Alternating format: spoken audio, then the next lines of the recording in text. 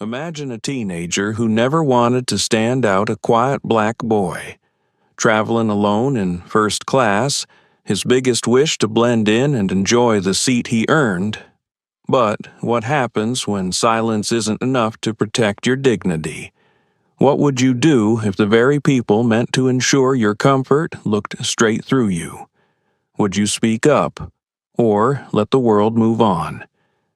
In this story, a single flight becomes a battleground for belonging, when a flight attendant's careless spill becomes a symbol of something far deeper, the everyday ways people are made to feel invisible.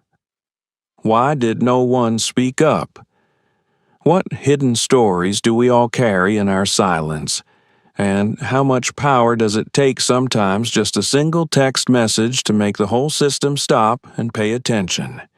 You won't believe how one boy's quiet resistance changed the lives of every passenger and forced an entire industry to reckon with itself. If you're ready for a story that will challenge you, move you, and make you question what you'd do in Seat 2A, hit that like button, share this video, and subscribe to our channel. Now, let's begin the journey. The sound of the airport was a mixture of tired voices, rolling suitcases, and the mechanical beep of boarding calls echoing down a brightly lit corridor. For Jordan Ellis, everything felt sharper, louder, as if the world itself was reminding him this wasn't home turf. He moved carefully through the line at gate 28, holding his navy duffel with both hands, the boarding pass creased and soft from the ride in his pocket. He paused, adjusted his jacket, and looked up at the display. Astrafly Airlines Flight 3398 Denver to New Haven. His seat was 2A first class. He whispered it under his breath as if saying it might make it more real. The line shifted forward. Jordan followed, shoulders drawn in, careful not to brush anyone. He was aware of every glance, every flicker of attention. He wasn't the only teen at the airport, but here in this line, surrounded by expensive luggage and tailored coats, he might as well have been the only one who'd ever sat in first class. "Good morning. Welcome aboard," said the gate agent, not looking up from her scanner. Jordan handed over his ticket and tried to smile. The beep was soft. She gestured him forward. The jet bridge felt colder than the terminal. Jordan's palms were damp. He glanced at his phone, hoping for another message from his mom, Ms. Nadine Ellis, but the only thing on the screen was her last text, "Be yourself. Joe, I'm so proud of you." He let the words settle. Then he stepped onto the plane. The first-class cabin was nothing like he'd pictured. The air was scented with something citrusy, leather and lemon wipes. The seats were wider than he expected, and the carpet so clean it made his sneakers feel out of place. A flight attendant stood at the doorway. She was tall, with ice-blonde hair and a neat chignon, her uniform crisp and blue. She wore her name badge pinned perfectly, Rebecca Sloan. Ms. Sloan's smile flickered. "Welcome," she said, then turned to help another passenger. Jordan nodded, but she didn't see. He found his seat 2A, window. The headrest was soft. The seat controls gleamed with chrome. He eased his bag beneath the seat, careful not to scuff the spotless metal. For a moment, he just sat, breathing in the unfamiliar space, letting his eyes trace the curve of the wing outside. A man in a gray suit was already in 2B. He glanced at Jordan, then looked away. Across the aisle, an elderly woman with silver hair, Eleanor Page, offered Jordan a gentle smile. He nodded back, uncertain, grateful. She looked like someone who'd spent a lifetime making people comfortable. As more passengers filtered in, the cabin began to fill with quiet voices and the soft shuffle of newspapers. Jordan watched them settle, each with practiced ease, as if first class was as ordinary as any city bus. For him, this was something else. He tucked his hands under his thighs to keep them still. He thought about how he'd gotten here. Last week, he'd won the state's Young Writers' Prize, a surprise even to himself. The award ceremony was in New Haven, and his mom's best friend, Dr. Samuel Carter, had insisted that a writer needed a real adventure to remember. Dr. Carter had called the airline, pulled a few strings, and upgraded Jordan's ticket. "You belong up front," he'd said over dinner, his eyes warm and serious. "Don't ever let anyone act like you don't." Jordan tried to believe him. But now, here, he felt that old tension settling into his chest. He glanced down at his phone, scrolling through old texts for comfort. His mom's words glowed on the screen. He pressed the power button, letting the cabin's hush take over. "Ms." Sloane began her walk down the aisle. She moved quickly, checking overhead bins, smoothing stray magazines, her heels landing softly on the carpet. When she reached Jordan's row, she paused, her gaze just grazing him. "Settle in, please," she said, her tone brisk. Jordan nodded. The man beside him ignored them both, already deep into a spreadsheet on his laptop. Jordan looked out the window, watched the tarmac workers in their neon vests wave batons and drive baggage carts in careful circles. He became aware of a new arrival.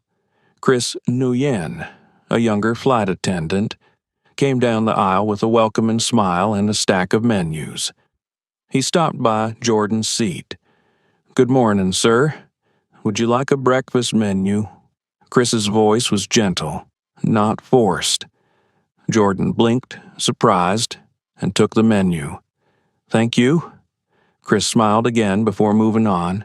The interaction was so simple, so normal, that it almost calmed Jordan. Almost.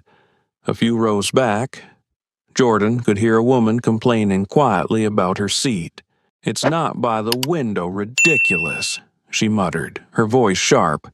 He glanced over, but Chris handled it smoothly, offering her a drink and a reassuring smile. Ms. Sloane came back, distributing water to the front row, asking each person if they wanted coffee or orange juice. Jordan sat up a little, waiting for her to offer him something too. She handed a glass to the man in 2B, asked if Eleanor Page would like water. Then, without a word or a glance, she skipped Jordan's seat entirely and moved to the next row. Jordan's face grew warm. For a second, he wondered if he'd misunderstood, if maybe she'd return, but she didn't. Eleanor Page leaned over. Her voice was soft. First flight up front, Jordan smiled, a little embarrassed. "Is it that obvious?" She patted his hand, gentle and non-judgmental. "You're doing fine, sweetheart." He nodded, grateful, but in his stomach, a tightness coiled. Not fear, not quite, but something familiar. He'd felt it at school, at stores, in places where people seemed to need proof before they'd trust him with space. Across the cabin, the businessman in 2B shifted, pulling his briefcase closer. Jordan tried to focus on the seat, on the promise he'd made to his mom to enjoy this flight, to remember every detail for his next story. But already he felt himself shrinking, as if taking up less space might make him invisible. A voice came over the intercom. "Ladies and gentlemen, this is your captain, Marcus Bell. Welcome aboard Astrofly 3398 with nonstop service to New Haven. We'll be departing shortly." Jordan exhaled slowly, tried to let the captain's calm tone settle him. He could do this. It was just a flight, just a seat. He deserved to be here at least. That's what everyone kept telling him. "Ms." Sloane returned, her steps precise. "Tray tables up, please," she said, and her eyes flicked past Jordan, never quite landing. He complied, folding his hands on his lap. Eleanor Page caught his gaze again. "Let me know if you need anything," she whispered. Jordan nodded, his voice lost somewhere in the roar of his own heartbeat. Outside, the last of the luggage was loaded. The doors closed. Jordan watched the runway lights blur as the plane shifted toward departure. He straightened in his seat, closed his eyes for a moment, and breathed in the strange, lemon-scented air. In a few hours, he'd be in a new city, reading his poem on stage. Maybe then, he thought, he'd finally feel like he belonged at the front. But for now, all he could do was wait and hope. The plane hummed softly as the last passengers settled into their seats. Jordan listened to the quiet shuffle of feet and the slow click of overhead bins closing, the kind of background music that said things were about to begin. His fingers drummed quietly on the armrest. He tried not to look at anyone for too long, worried that any stray glance would invite questions or suspicion. He told himself to relax, to let the comfort of the seat sink in, but the truth was he still felt like an actor in someone else's play. Ms. Sloane moved briskly through the cabin, straightening blankets and adjusting pillows with an efficiency that looked practiced but not warm. Her hair never moved. Her expression never changed. Jordan caught the way she would pause and smile at some passengers, her voice rising just a note higher for an older gentleman, a touch of sympathy for a tired young mother in row 3. But whenever her eyes flicked over him, the brightness faded. He noticed it, but he wasn't sure anyone else did. Chris Nguyen was different. Jordan saw him move quietly from row to row, a soft smile on his face, offering menus and quietly making sure each passenger had what they needed. Chris greeted Jordan again with a small nod and said, "If you need anything, just push the call button." Jordan nodded, grateful for the brief moment of normalcy. Across the aisle, Eleanor Page was carefully arranging her reading glasses in a small paperback book. She caught Jordan's glance and smiled. "I always bring a novel," she said, her voice low and inviting. "Even though I rarely read more than a page or two on planes, something about the sound of the engines always lulls me to sleep." Jordan smiled politely, the tension in his shoulders easing for just a moment. The pre-flight announcement started. Captain Bell's voice was calm and practiced as he spoke about expected flight time, cruising altitude, and weather conditions in New Haven. For most passengers, these details faded into background noise. For Jordan, every word seemed to matter, as if knowing these small things might help him belong. He took a deep breath, held it, and then let it out slowly. As the safety demonstration began, a well-dressed businessman in the front row leaned back and glanced at Jordan. The man's eyes lingered, a small wrinkle forming on his brow as if trying to place him or solve a puzzle. Jordan met his gaze for a heartbeat, then looked away, pretending to adjust his seatbelt. A few rows back, a little girl pressed her face against the window, excitedly whispering to her father about the clouds. Jordan envied that kind of simple joy. He could barely remember the last time he'd boarded a plane without feeling watched or measured, as if he had to earn the right to be there with every careful movement. The plane began to taxi. Ms. Sloane made another sweep through the cabin, her heels clicking quietly on the plush carpet. She paused at row 2, checking to see that tray tables were up and seat backs forward. Without a word, she reached across Jordan to smooth out a blanket on Alan Stone's lap, her body almost blocking him from view. Jordan flinched, surprised by how invisible he felt in that moment. He watched as Miss Sloane moved to the next row, her voice suddenly lighter, joking with a pair of frequent flyers about their golf trip. She never joked with him. Eleanor Page leaned over again, her tone almost conspiratorial. "Don't let all this luxury fool you," she said. "Most of these folks are just as anxious as we are. They just have better poker faces." Jordan managed a real smile this time. He wanted to believe her. A few minutes later, as the plane gained speed down the runway and lifted off, Jordan closed his eyes. He focused on the rush in his stomach, that familiar drop that came with takeoff, and for a few seconds he let himself forget about the eyes and the judgments and the invisible lines that seemed to mark out who belonged and who didn't. At cruising altitude, "Ms." Sloane returned with a tray of drinks. The glasses clinked softly, the scent of orange and cranberry juice lingering in the air. She began with the businessman, Alan Stone, pouring him a generous glass of sparkling water and offering a compliment about his tie. For Eleanor, she smiled kindly and asked about her book. When she reached Jordan, she hesitated for just a second. He met her eyes, trying to find even a flicker of warmth. There was none. "Would you like something to drink?" she asked, her voice flat. Jordan nodded. "Just water. Please." She poured a glass and handed it to him without looking directly at him, then quickly moved on. Chris Nguyen appeared behind her with a basket of snacks, offering one to Jordan with a smile.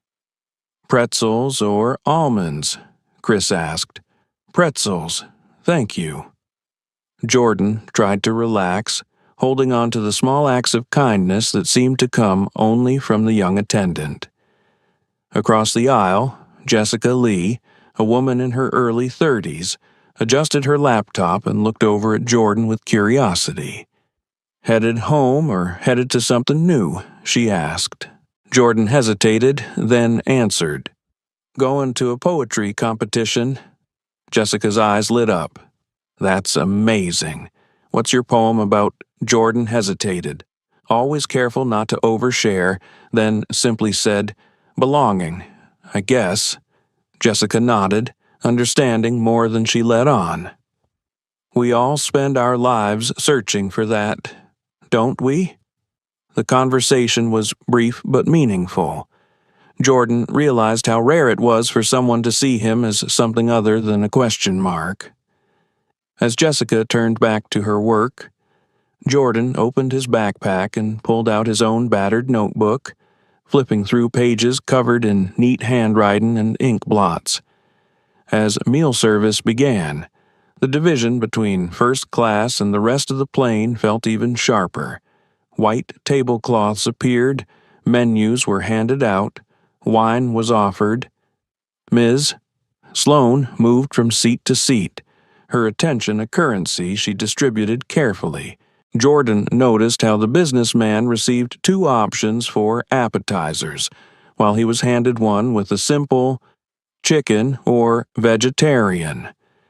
He chose vegetarian, trying to keep his tone even, not wanting to give anyone a reason to see him as difficult.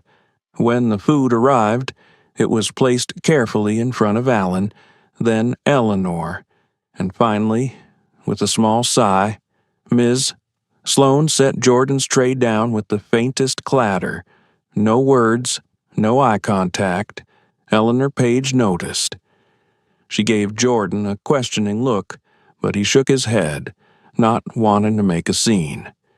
He had learned a long time ago that drawing attention to these small slights only made things worse. Still, inside, a frustration grew. After the meal, the cabin lights dimmed. Most passengers closed their eyes or pulled out books. Ms. Sloane moved quietly between rows, making small talk with some, ignoring others. When she returned to Jordan's seat, it was to collect his tray. She reached across him again, brushing his arm, and he stiffened involuntarily. She didn't notice or pretended not to. Instead, she turned to Eleanor Page and whispered, "Is your neighbor all right? He seems a little tense." Eleanor's lips thinned, and she replied just loud enough for Jordan to hear, "He's fine. He's exactly where he's supposed to be." The words settled over Jordan like a blanket. He felt seen, even if only by one person. Jordan stared out the window, watching the clouds drift by. His reflection in the glass looked older somehow, more tired than when he'd boarded.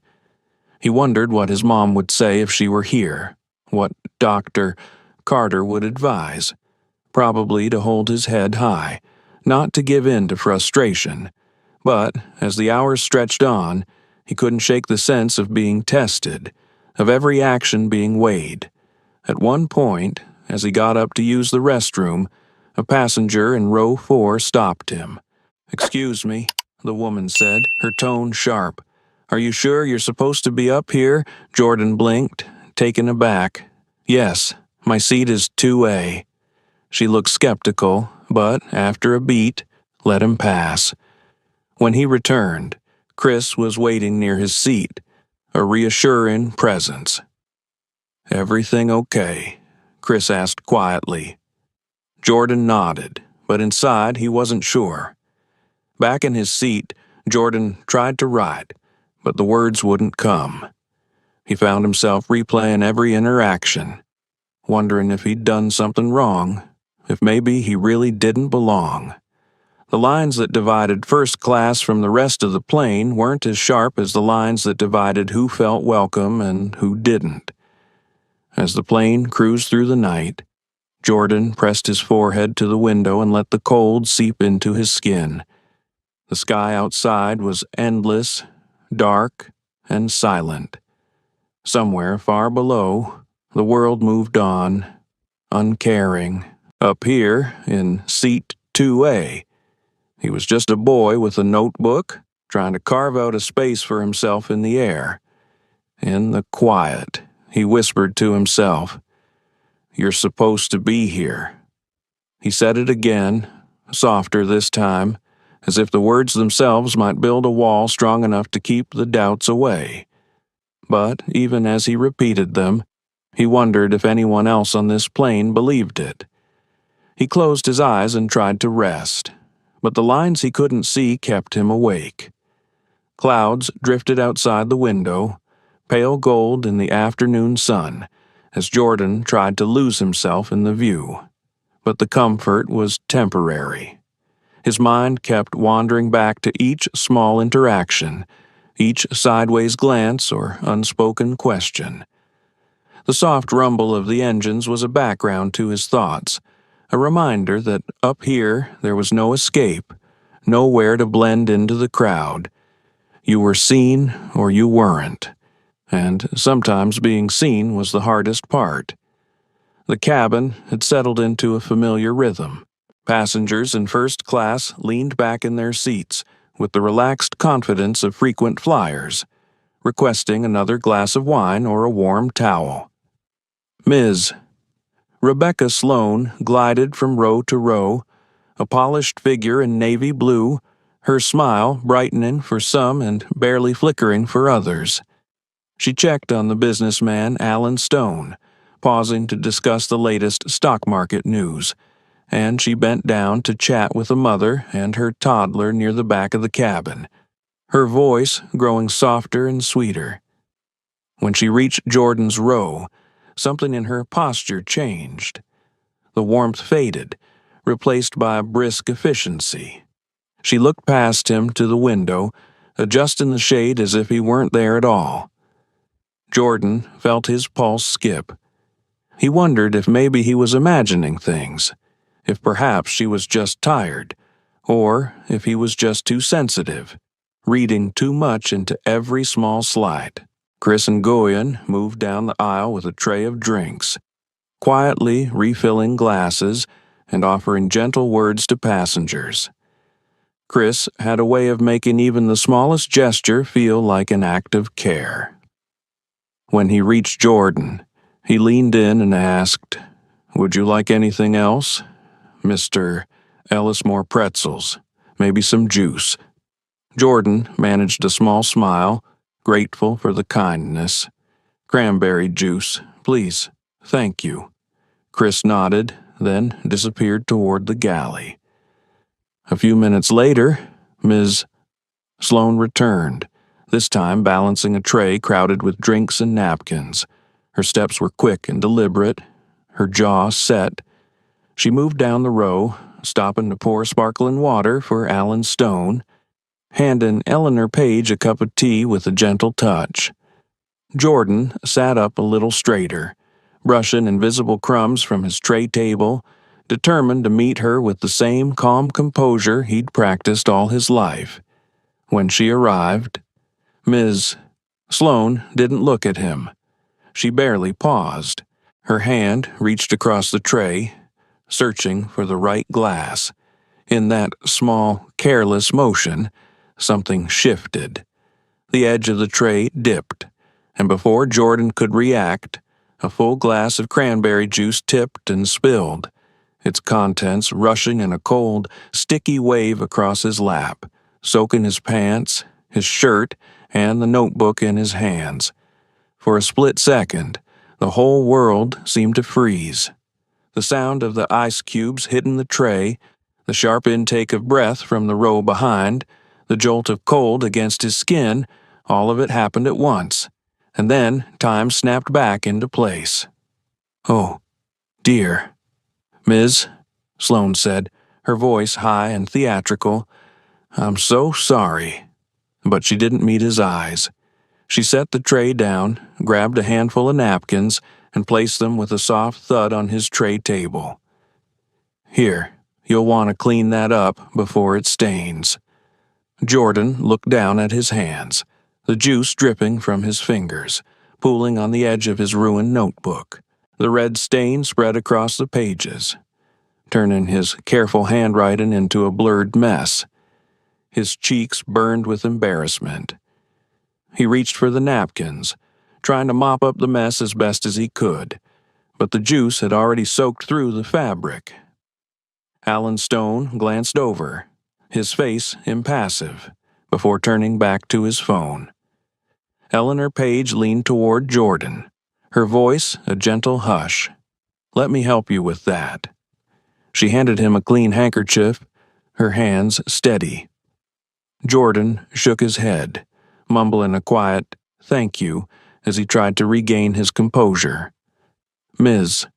Sloane was already moving away, her attention shifting back to the other passengers as if nothing had happened. The businesslike mask slid smoothly back into place. She didn't offer water, didn't ask if he needed to change clothes, didn't even ask if he was okay. To her, it was just another spill, another minor inconvenience in a long day. Jordan pressed the napkins into his lap, feeling the cold and the stickiness, the humiliation sinking deeper than the stain. His fingers shook, not from the chill, but from the sense of being exposed. He had done everything right. He hadn't asked for anything special, hadn't made a scene.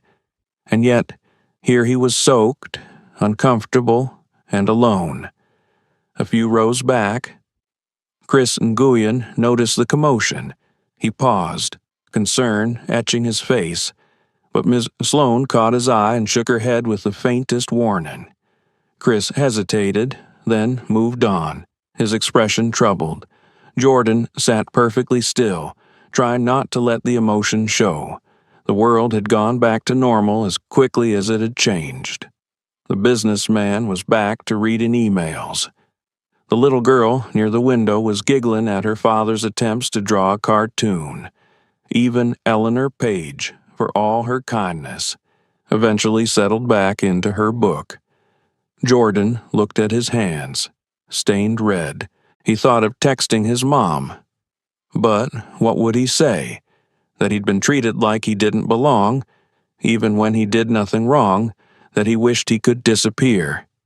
Just for a moment. So no one would have to see the mess. He swallowed hard, blinking away the sting in his eyes. Inside, The conflict burned. Should he speak up? Should he call Chris? Ask for help? But every lesson he'd learned told him to keep his head down, to let the moment pass. Making noise would only make things worse. He pictured the faces of his teachers, the warnings to not cause a scene. He remembered what his mother always said, "You have to be twice as good, twice as careful." That weight settled on him, heavier than the spill. He stared at his ruined notebook, watching as the ink bled into the pages. Each poem, each carefully written line, was now a blur of color, a reminder that sometimes it took only one careless moment to ruin something you'd worked hard to build. As the minutes ticked by, the cold in his lap turned into a dull ache. The stain dried sticky against his skin. Still, no one said anything. No one stood up. No one called Ms. Sloan back to demand an apology. Eleanor Page caught his gaze again. Her eyes were sad, apologetic. She opened her mouth as if to speak, but then thought better of it. She looked away. Jordan breathed slowly, steadying himself. He wiped his hands as best he could and placed the napkins on the tray.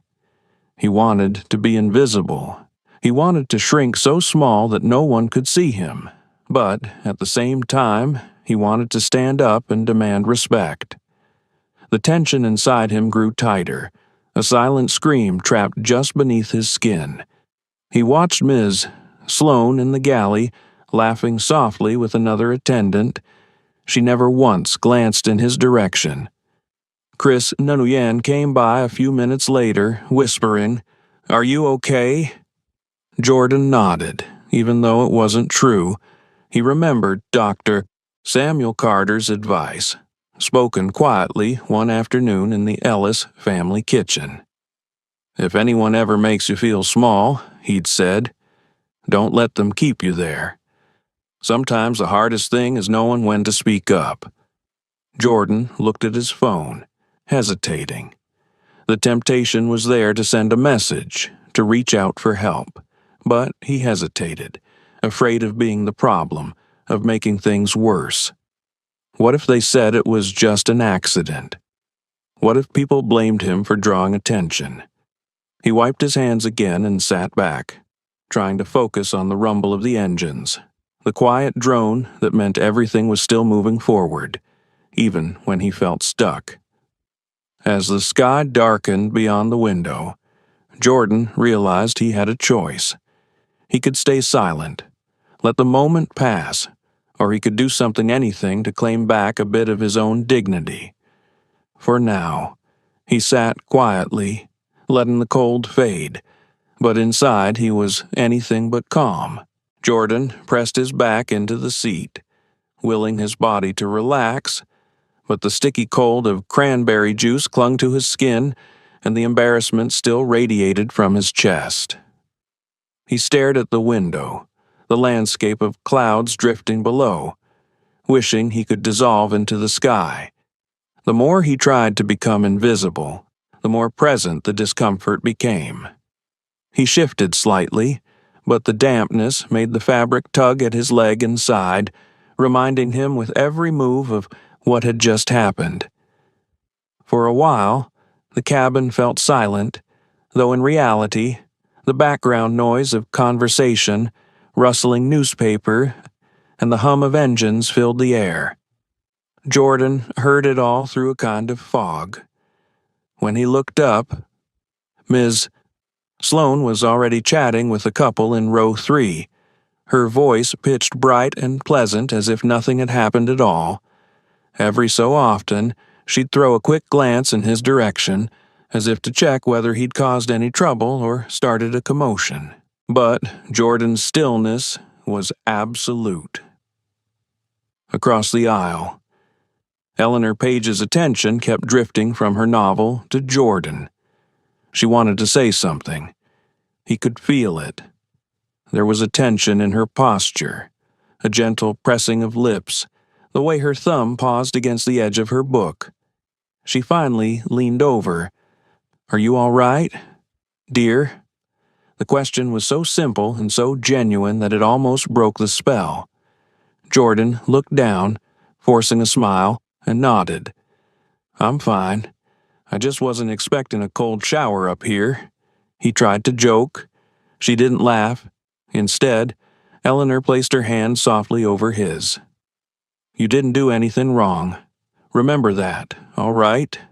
Her tone was warm but serious. Jordan felt a small comfort settle inside him. He nodded, the words sticking in his throat. Further up the aisle, Alan Stone glanced back at the scene, his expression unreadable. He tapped away at his phone, then folded his arms and closed his eyes, choosing the safety of indifference over involvement. Jordan noticed, as he always did, who looked and who looked away. Jordan dabbed again at his pants, the juice now mostly a sticky memory, but the discomfort lingered. His notebook lay in his lap, the pages drawn unevenly, his poetry a watercolor blur. He flipped through, reading half-formed sentences and ink stains. In some way, it felt like a metaphor for every moment he had been overlooked or dismissed in his life, a little accident, a little stain, and everyone else moving on like it never mattered. He thought of texting his mom, Miss Nadine Ellis, but what would he even say? "Hi, Mom. Everything's fine. Just ruined my only dress shirt before the awards." He smiled at the thought, bittersweet and hollow. She would worry. She would call the airline. Maybe that would make things worse. He put his phone away. Instead, he looked at the call button above his head. His finger hovered for a moment, the urge to press it to demand some kind of justice, or at least basic kindness, was strong. But he remembered every warning, every story he'd ever heard about young black men making a fuss in public, about things getting out of hand for no reason at all. His heart pounded at the memory of those stories, of his uncle's advice.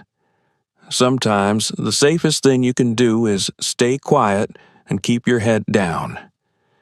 He wondered why that had to be true. He found himself reflecting on the first time he'd been told to behave in public, how the world had a different set of rules for people who look like him. His mom always said, "You are smart and strong, but you have to be careful. Don't let anyone tell you who you are by how they treat you." Jordan repeated those words in his mind as if they could form a shield. But the sting of the spill had already pierced through. Chris and Nguyen passed by, his eyes darting to Jordan's lap, then to his face. Chris looked like he wanted to say something more, to step in. But Ms. Sloane was hovering in the galley, folding napkins with pointed precision. Chris paused and quietly asked, "Do you want me to bring you some club soda or a towel? We keep stain remover wipes in the back." 2. Jordan shook his head, mumbling, "No thanks. I'm okay." He wasn't sure he believed it, but he didn't want to get Chris in trouble for showing too much sympathy. Chris nodded, eyes apologetic, then moved on. Jordan's mind wandered again, playing through a carousel of doubts. Maybe it really was an accident, he thought. Maybe Ms. Sloane had a long day. Maybe she treated everyone this way. He glanced at Eleanor, who was sipping tea with a steady hand. Eleanor had watched the whole thing. She hadn't spoken up right away, but she was watching now. Jordan wondered if she'd tell her family about this, if he'd become just another small story told over dinner. "You wouldn't believe what I saw on my flight today." Or maybe she'd forget it, the way so many people forgot these little moments. As the cabin lights shifted to a soft blue glow for the afternoon, Jordan tried to find a distraction. He scrolled through his phone, reading the program for the Poetry Award ceremony. He stared at the name list. imagining how it would feel to walk on stage in a wrinkled, stained shirt. Would anyone care? Would they notice? Would it become another small thing that turned into a big story for the wrong reasons? He looked over at Eleanor again, and this time she smiled, slow and sad. She whispered, "Some people don't know how to treat others with kindness, but that's on them, not on you." He nodded, grateful for the gentle encouragement, but still unsure if it was enough. Moments later, Ms.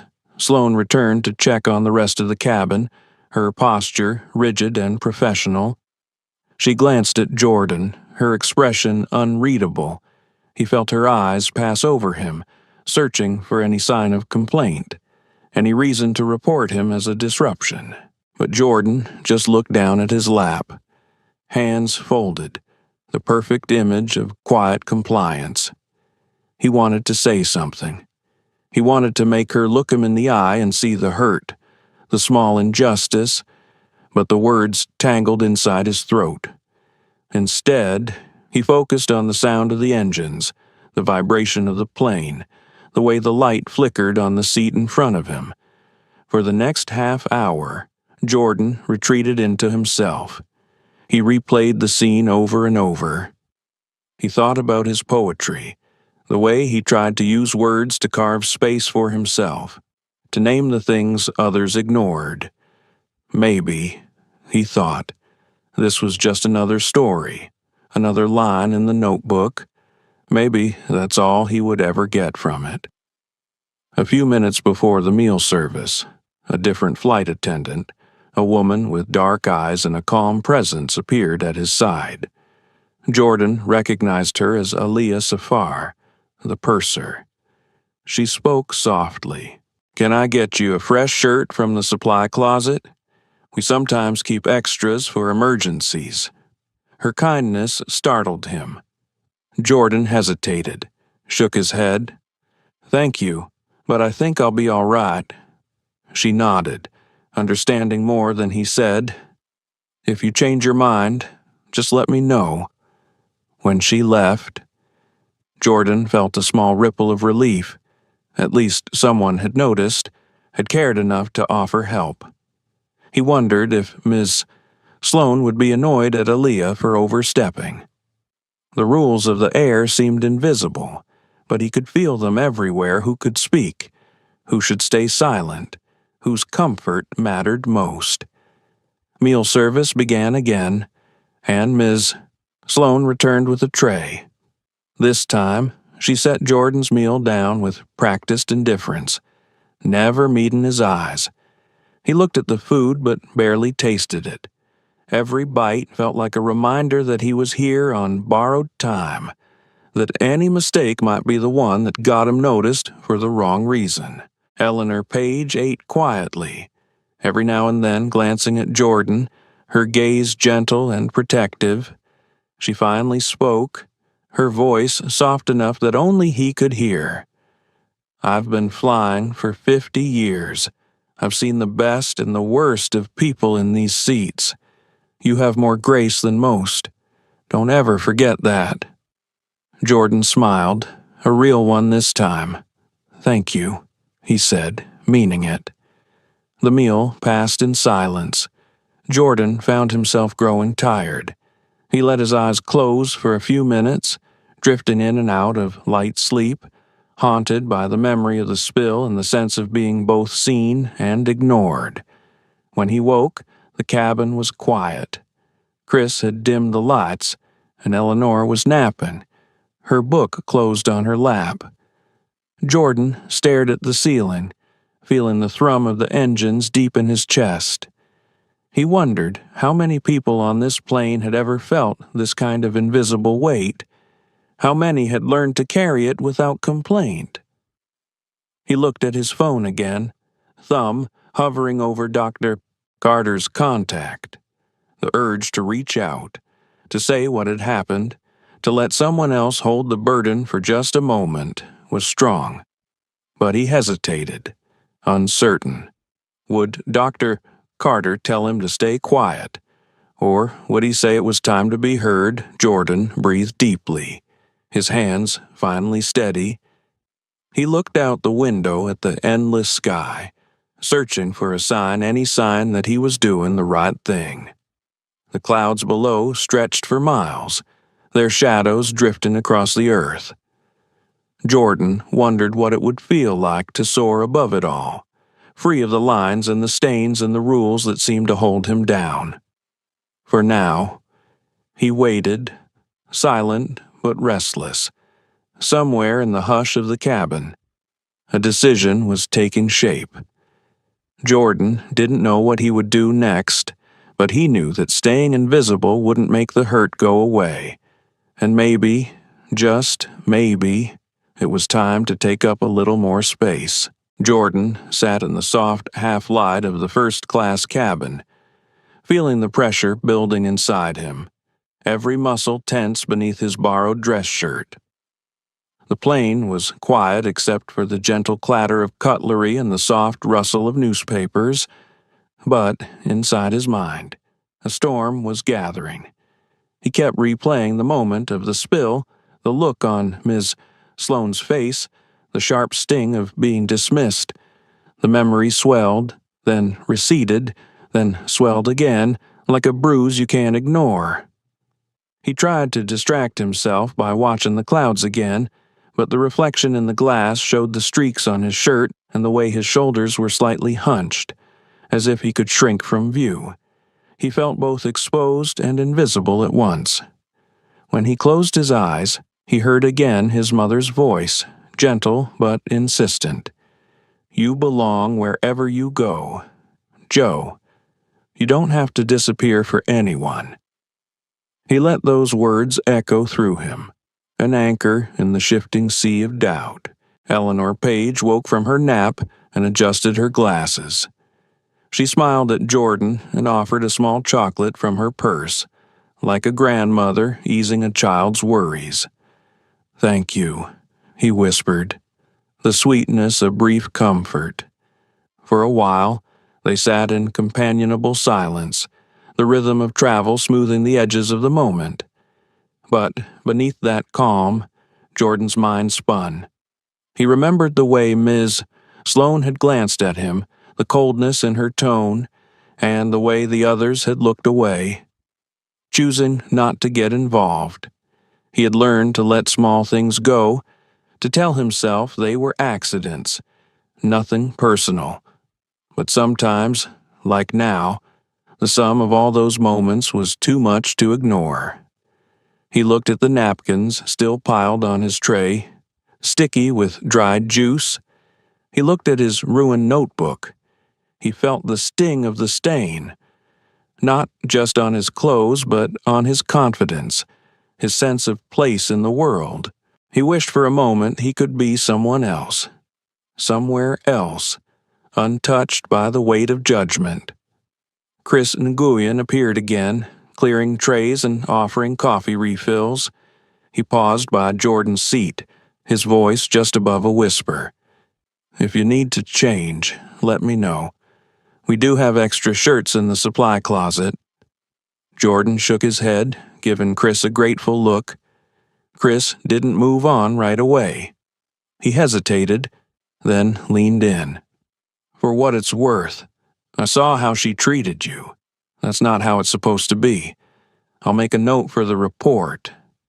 Jordan nodded, and Chris gave him a subtle squeeze on the shoulder before moving along. For the first time, all flight, Jordan felt like maybe, just maybe, someone was on his side. The meal service ended. Ms. Sloane announced over the intercom that the cabin would be dimmed for rest, and she encouraged passengers to close their window shades. Jordan didn't move.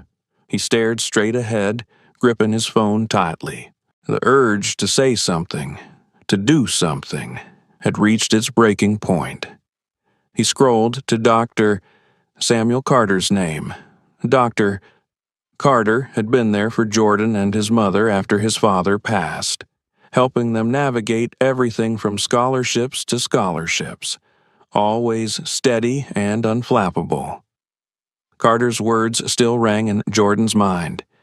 If anyone makes you feel small, don't let them shrink your world. You come to me first. Jordan hesitated. He could feel his heart pounding as he typed out a message.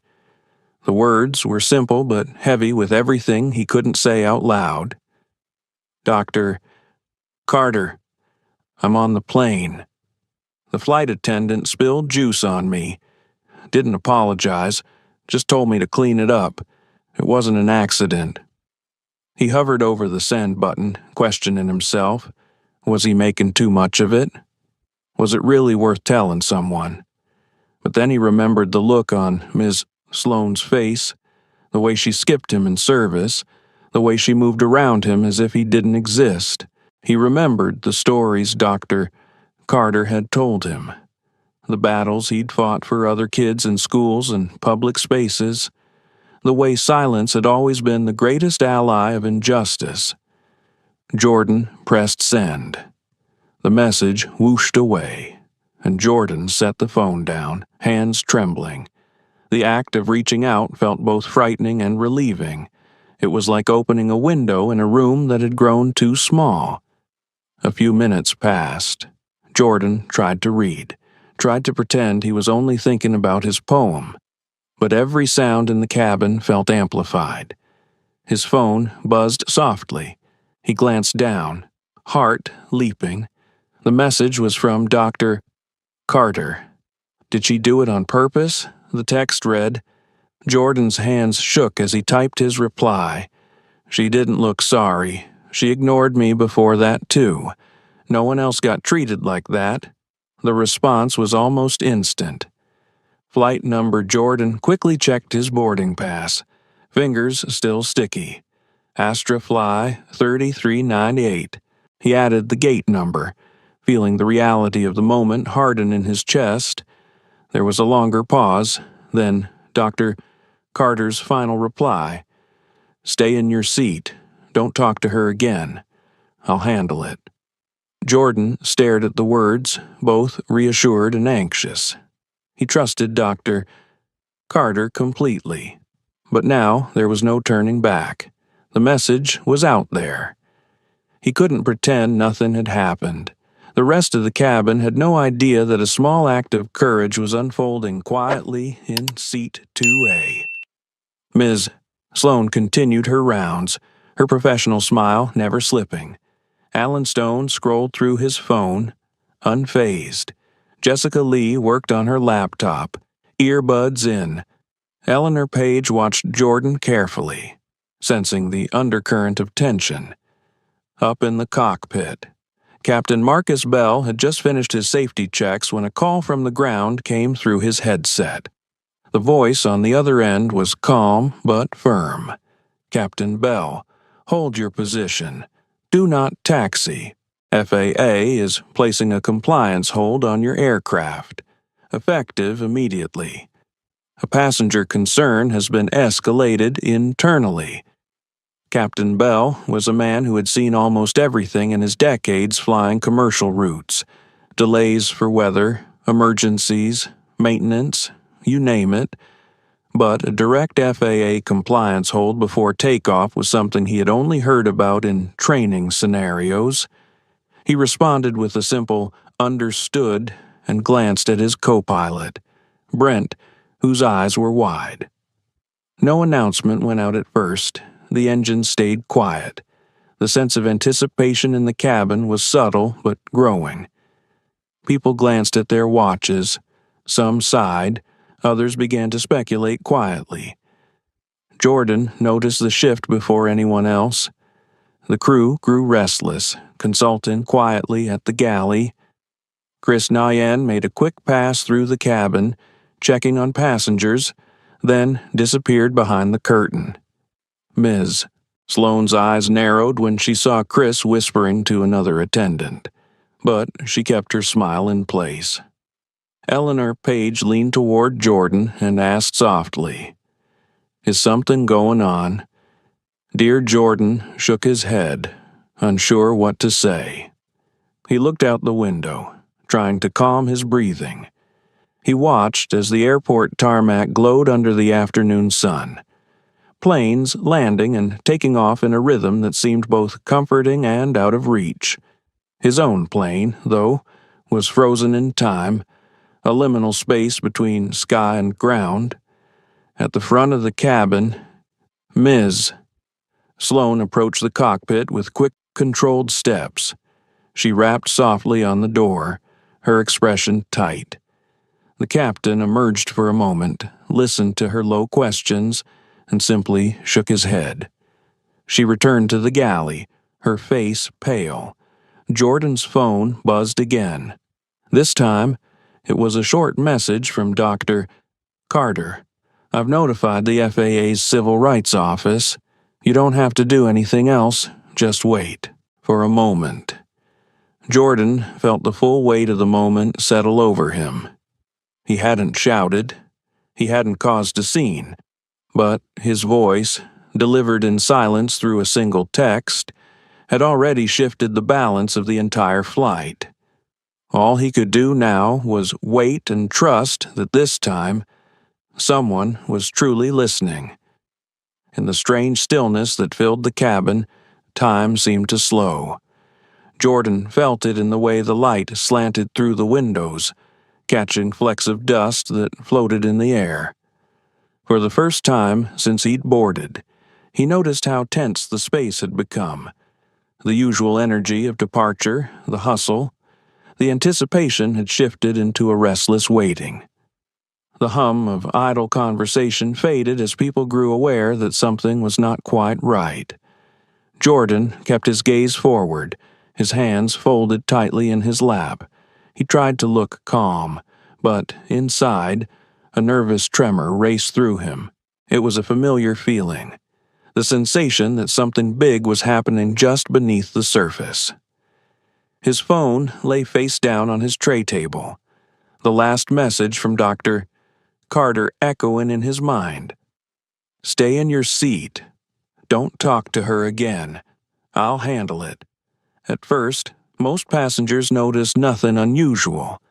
A businessman in row 3 sighed and scrolled through emails, assuming the delay was just another inconvenience of modern travel. Jessica Lee, her earbuds in, kept typing away at her laptop, oblivious. Eleanor Page glanced at her watch, concern starting to line her brow. But Jordan could feel the tension building, like pressure behind a dam. The flight crew moved quietly, whispering in the galley and glancing toward the cockpit. Chris Nguyen poked his head out several times, his expression growing more serious with each pass. Even Ms. Sloane's composure began to crack at the edges. She kept straightening napkins and checking the seat map, her movements more abrupt than before. Up front, Captain Marcus Bell remained in the cockpit, reviewing messages from ground control. His co-pilot, Brent, watched him, nervous. "Captain, this is strange. We're not moving. No announcement from dispatch." Bell nodded, not taking his eyes off the console. He'd received another call from the FAA, this time more urgent. "Compliance hold remains in effect. Captain, do not open the cabin door, do not taxi, and await the arrival of FAA representatives on the tarmac." Captain Bell understood what this meant. Someone on board had escalated a complaint to the highest levels. He didn't know who or why, but he knew this wasn't the kind of thing that happened over a simple delay or a minor passenger squabble. He took a breath and switched on the cabin intercom. "Ladies and gentlemen, thank you for your patience. We are experiencing a short delay at the gate and will update you as soon as we have further information. Please remain seated with your seat belts fastened." Jordan listened to the announcement, heart thudding. He could hear whispers springing up all around the cabin. "What's going on? Why aren't we moving?" A mother shushed her child, promising they'd be in the air soon. A man in the back row muttered about missing his connection. Ms. Sloane's mask of professionalism slipped for just a moment. She stepped into the aisle, her smile brittle. "I do apologize for the inconvenience. Everyone. We're working to resolve a minor issue. Please remain seated and enjoy some refreshments." Her words floated through the cabin, but her tone didn't match her face. Chris Nguyen glanced at Jordan as he moved by, a silent question in his eyes. Jordan shook his head, grateful for the unspoken support, but not ready to speak. The silence between them felt charged, like an electric current that ran underneath the polite surface of the flight. Back at his seat, Jordan struggled with his own doubts. He wondered if he had made a mistake by reaching out to Dr. Carter. Was this all really his fault? Would people blame him for the delay? He imagined headlines: "Teen causes flight disruption over spilled drink." His stomach churned. Was it worth all this trouble just to stand up for himself?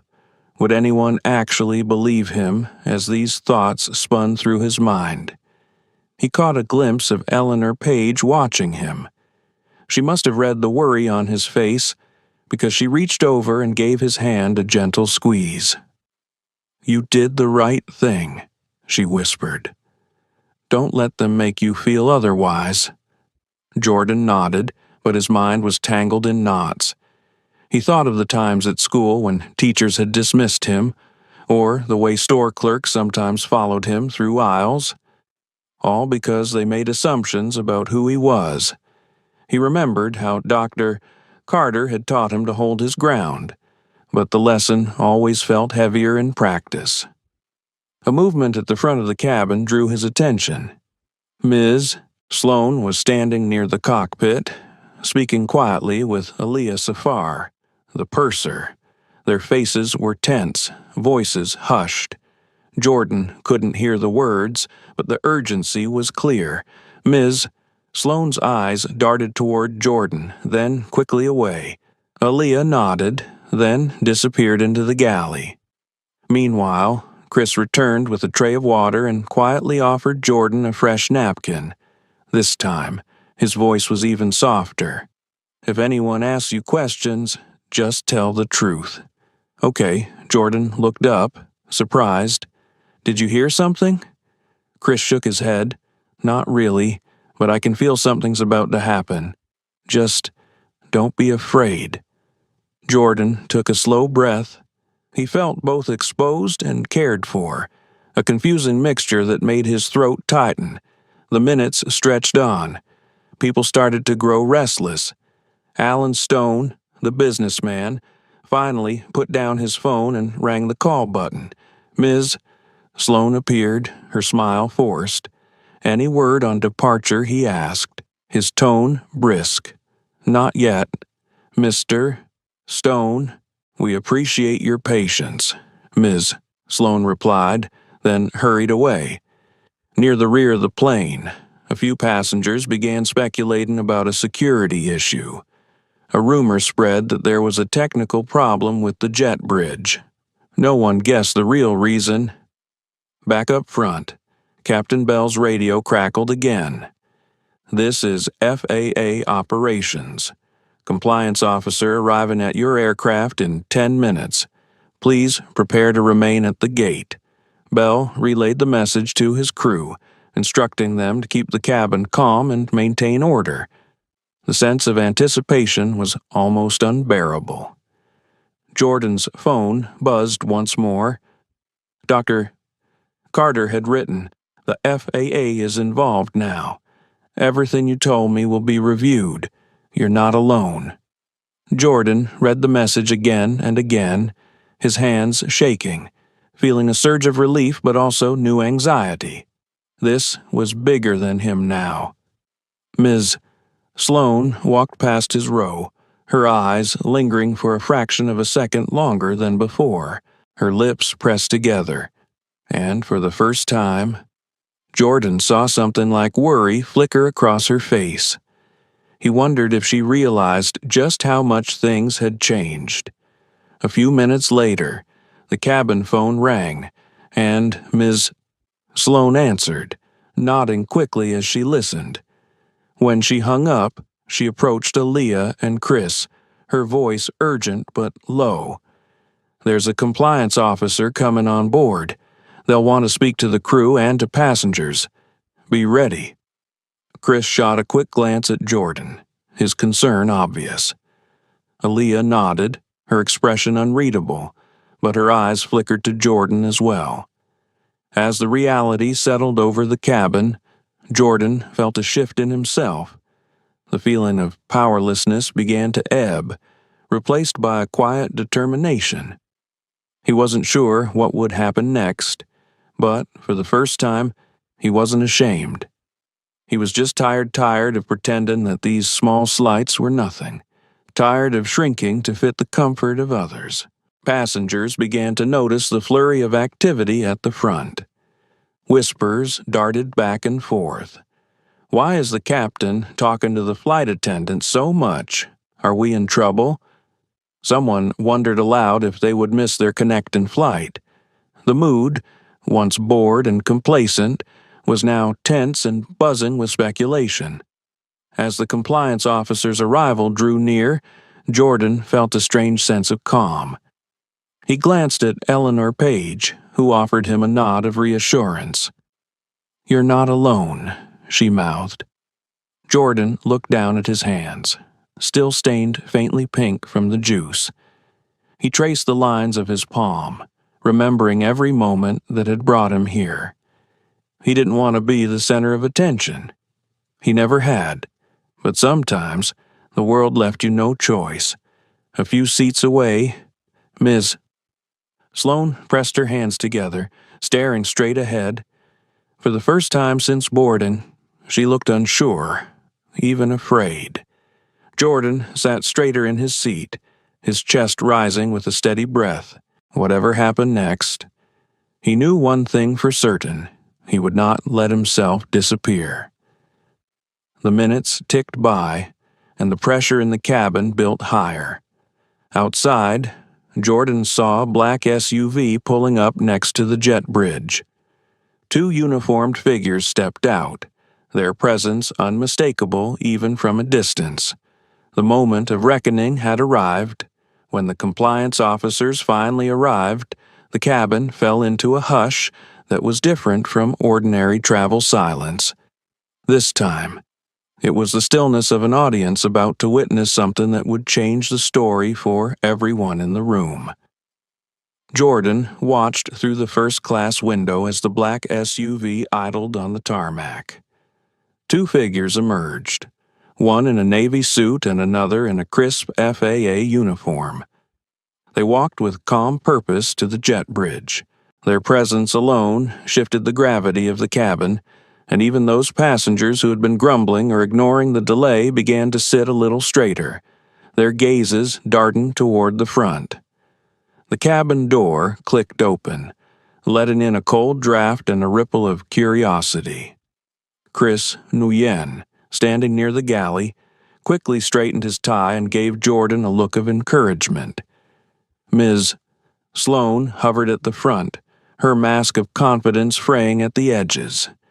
Aaliyah Safar, the purser, stepped forward to greet the officials with measured professionalism, her voice composed and quiet. The lead compliance officer, a woman with short gray hair and a badge on her jacket, introduced herself as Officer Ramona Ray. Her tone was clear but not unkind. "Good afternoon, everyone. We apologize for the delay. We'll be conducting a brief review before departure. Please remain seated and cooperate with the crew." Every passenger in first class seemed to sense that something unusual was happening, even if they didn't know what or why. Alan Stone put away his phone and stared at the officers, his businesslike detachment replaced by open curiosity. Jessica Lee pulled out her earbuds, and Eleanor Page closed her book. Her attention focused entirely on Jordan. Officer Ray and her partner conferred briefly with Captain Bell at the cockpit door. reviewing paperwork and speaking in low tones. Jordan's heart pounded as he realized the events he had set in motion were now much larger than a spilled drink or a ruined notebook. After several minutes, Officer Ray approached the front galley, where Miss Sloane waited with a tense smile. "Miss Sloane, can we speak with you privately in the forward galley?" The officer's request left no room for argument. Ms. Sloane nodded, pale, and followed her out of view. The murmurs among passengers grew louder as the seconds ticked by. "Why are they talking to the flight attendant?" "What's really going on?" a woman in 4C whispered to her husband. "I bet someone important is on this flight." The child in 3A asked her mother if the police were coming. Eleanor Page turned to Jordan and offered her hand. "You're brave," she said softly. "You did the right thing." Jordan didn't answer, but he squeezed her hand gratefully. In the galley, the confrontation was direct. Officer Ray's voice was calm but edged with steel. "Miss Sloane, we've received a complaint about your conduct with a minor passenger in first class. Did you spill a drink on him and fail to apologize, Ms. Sloane's composure cracked, her voice trembling as she replied, "It was an accident. I gave him napkins. I was busy with service." Officer Ray continued, "Did you skip him during initial service? Did you document the incident? Did you report it to your supervisor?" Sloane stumbled over her answers. "I was moving quickly. I may have missed him, but I didn't mean any harm." Officer Ray's face did not change. "We have corroborating statements from both crew and passengers. For now, you are to step away from passenger duties. You will apologize to the minor in front of this cabin, and you will be interviewed further after landing. Do you understand, Ms.?" Sloane nodded, her confidence fully evaporated. Back in the cabin, the passengers watched as Officer Ray led Miss Sloane to the center aisle. The tension was electric. Even the children were silent. Miss Sloane stopped next to Jordan's row and looked down at him, her hands folded tightly. Her voice came out small. "Jordan, I'm sorry for what happened earlier. It was careless of me. I regret the inconvenience." For a moment, Jordan didn't move. He looked up at Ms. Sloane, seeing not just a flight attendant but a woman suddenly stripped of her authority and certainty. He thought of all the times he had chosen silence over confrontation. The way he'd convinced himself that patience was easier than standing out. He spoke quietly but clearly. "Do you regret the spill? Or do you regret not caring how it made me feel?" His words cut through the stillness. Several passengers shifted, some looking away, others locking eyes with him for the first time. Ms. Sloane's lips parted, but no words came. Jordan broke the moment by folding his napkin and setting it on his tray. "I think you should go back to your galley now," he said gently, "before more people start paying attention." The room was utterly silent as Ms. Sloane retreated. A sense of recognition settled over the cabin, heavier than any words. Jordan sat back, his heart racing, but with a growing steadiness in his chest.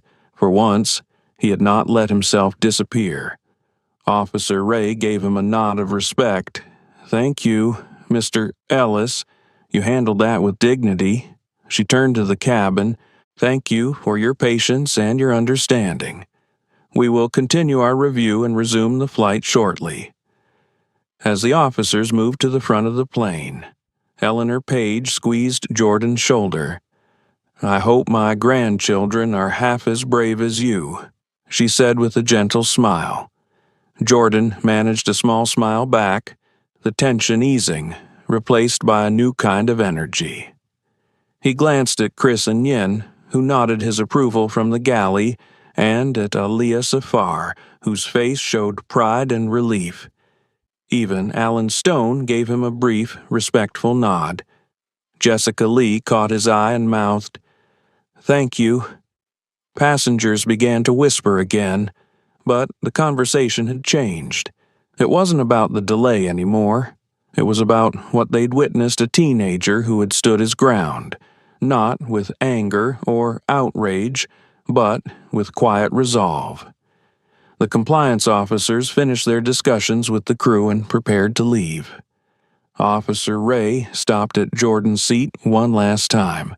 "We'll need a brief word with you after landing, but for now, you can relax." Jordan nodded, letting the relief wash over him. Outside, the sun was sinking lower, casting gold light across the runway. Inside, the air was different. The balance had shifted. Where there had been uncertainty, there was now respect. Jordan finally allowed himself to breathe. The decision to speak up, to call Dr. Carter, had changed everything, not just for him, but for everyone on board. He watched as Ms. Sloane quietly gathered her things, stepping out of the aisle for the last time. As she passed, she met his eyes with a look that was more complicated than anger or regret. There was fear in it, but also a glimmer of understanding. Jordan realized then that change often came not from loud voices, but from the quiet ones that refused to disappear. And today, in Seat 2A, his silence had become the loudest thing on the plane. As the compliance officers finished their conversations at the front of the cabin, Jordan felt the atmosphere around him change in subtle but undeniable ways. The plane had not moved an inch, yet it was as if the entire aircraft had shifted in its orbit. A moment ago, he was just a boy with juice drying on his shirt and doubt gnawing at his confidence. Now, he was the silent center of attention, a presence no longer easily ignored. People glanced at him when they thought he wasn't looking. Some faces showed respect, others discomfort, but none were indifferent anymore. Whispers rippled through first class, not the loud, gossipy kind, but the soft questions and confessions of people realizing they'd just witnessed something important. A woman in 3C murmured to her husband, "I never would have spoken up at that age." The man nodded, not taking his eyes off Jordan. Eleanor Page, having seen enough of human nature in her long life to know when a tide had turned, watched the young man beside her with pride. "Jordan, you know, sometimes all it takes is for one person to say enough, and everything changes," she whispered. Her words landed softly but carried a weight he could feel. Jordan nodded. He wanted to believe her, but inside, a swirl of emotions made it hard to sit still. Was he relieved, angry, proud, afraid? All of those things and more. He felt exposed, but also oddly stronger, as if a hidden part of himself had finally stepped into the light. A few seats away, Alan Stone put his phone away for the first time since takeoff and regarded Jordan with a thoughtful look. Jessica Lee, usually absorbed in her own world, caught Jordan's gaze and offered an encouraging smile. "You're not invisible anymore," she seemed to say. But the voices in Jordan's head weren't as reassuring. He worried what would happen next. Would the airline retaliate? Or would the story follow him wherever he went? Would people see him only as a victim or as a troublemaker? The sense of responsibility was overwhelming. He longed for his mother, for Dr. Carter's steady voice on the other end of the phone. He wanted to be small again, just a quiet kid on a poetry trip, not a headline waiting to happen. Chris Nguyen returned, crouching beside his seat for a moment, careful to keep his voice low. "You did the right thing. If you need anything at all, you let me know. Okay." There was genuine warmth in Chris's eyes, the kind that made Jordan feel less alone. "Thank you," he said quietly. At the front, Ms. Sloane stood apart from the other attendants, her posture no longer proud or brisk. For the first time, her movements were hesitant, even shaky. She looked down the aisle at Jordan, her face caught between fear and an aching regret. Aliyah Safar stood near her, her presence calm and quietly authoritative, making sure procedures were followed. Aliyah shot Jordan a subtle nod, a silent message of solidarity. It was the longest 30 minutes Jordan had ever experienced. The compliance officers moved through the cabin, interviewing a few passengers. They spoke briefly with Eleanor, who answered with the unflappable dignity of someone who has nothing to hide. They spoke with Chris and Aliyah, both of whom were honest and composed. When Officer Ray finally returned to Jordan's row, she sat beside him, notebook open. "Mr. Ellis, thank you for your patience. Can you tell me in your own words what happened, from your boarding up to now?" Jordan took a breath, feeling Eleanor's gentle support at his side. He recounted everything as simply as he could, being skipped during drink service, the way Miss Sloane's tray dipped, the cold shock of the spill, the lack of apology, and the feeling of being invisible in his own seat. Officer Ray listened carefully, never interrupting. When he finished, she nodded and closed her notebook. "Thank you for your honesty. You acted with restraint and maturity. If you're comfortable, we'll follow up after landing. But for now, you've done everything right." She offered a reassuring smile, and Jordan felt some of the weight begin to lift from his shoulders. After the officers finished, they made one last announcement. "Ladies and gentlemen, we thank you for your cooperation and understanding. We are concluding our review. The crew will prepare for departure, and we will be speaking further with some individuals after landing." The normal rhythm of the flight resumed, but nothing truly felt the same. The silence in the cabin was different now, a quiet charged with awareness. Even the smallest interactions seemed to carry more meaning. Passengers who once avoided eye contact now nodded respectfully as Jordan passed by on his way to the restroom. A mother with a toddler paused and gave him a gentle smile. Alan Stone offered a low, "I hope you have a better rest of your trip." "Son." Back in his seat, Jordan gazed out the window as the plane finally pushed back from the gate. The sun was dipping low, painting the clouds in shades of orange and gold. He watched the light shift, feeling the day's tension slowly giving way to something like hope. He realized then that he had not been alone. Not really. Not with Chris, Eleanor, Aliyah, and even Officer Ray, all willing to bear witness, to tell the truth. He closed his eyes, letting himself breathe for the first time in hours. He pictured his mother's face, imagined the proud smile she would wear when she heard the story. He imagined Dr. Carter, nodding with that gentle authority that always made the world seem less complicated. He realized that courage didn't always look like shouting or fighting. Sometimes it was just refusing to let yourself be erased. As the plane reached cruising altitude, Eleanor tapped his arm. "Did you ever think your voice could change the whole flight?" Jordan smiled, humbled. "I didn't even want to make noise," he admitted. "Sometimes the world needs to be quiet enough to hear what really matters." Eleanor replied, "And today, everyone heard you." Jordan opened his notebook. The pages still rippled and stained, and wrote a single line. "Today, I did not disappear." He underlined it twice, then closed the book and placed it gently on his tray. Later, As the meal service resumed, Aaliyah Safar delivered Jordan's tray herself. She bent low, speaking softly so only he could hear. "We are all learning. Thank you for reminding us what matters." Her words rang truer than any formal apology could. All around him, Jordan felt the shift. The conversations had changed. People talked more softly, with intention.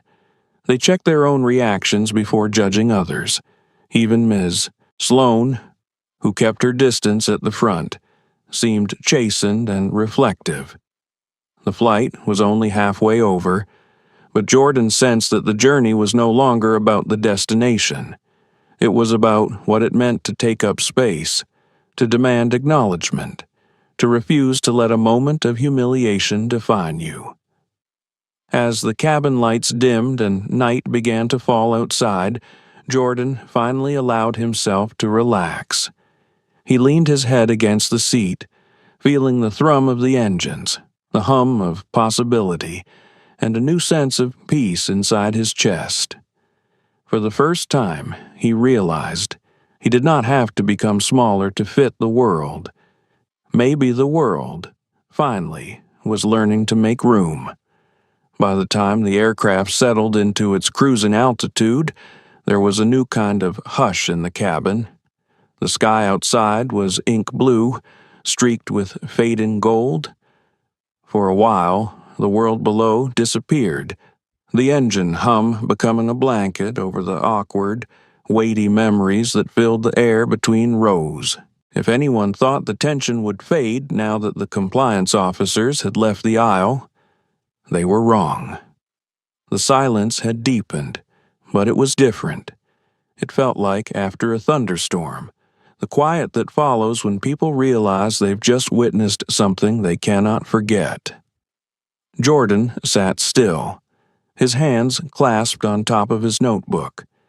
He listened to the rhythm of Eleanor's breathing beside him and the low rumble of Alan Stone's voice as he quietly phoned home to tell his wife there would be a delay. Jessica Lee was typing again, but every few minutes she would stop, look up, and glance at Jordan before returning to her work. Jordan wasn't sure if her look was curiosity, concern, or something else. Maybe it was a kind of apology, the kind you can't say out loud when you know you should have done more. As the first-class lights dimmed to a dusky glow, the rest of the cabin followed suit. Some passengers pulled blankets around their shoulders and tried to nap. Others just stared out the window, lost in thought. The mood had shifted from polite indifference to a reflective caution, like everyone had realized the boundaries of their world had shifted a little. Jordan could feel the ache of the day settling in his shoulders. He closed his eyes for a few minutes, hoping for rest, but the events replayed behind his eyelids. The cold shock of the juice, Ms. Sloane's expression, so quick to harden, so reluctant to soften. The way his own voice had trembled when he finally spoke up. The stillness that followed, not peaceful but charged with consequence.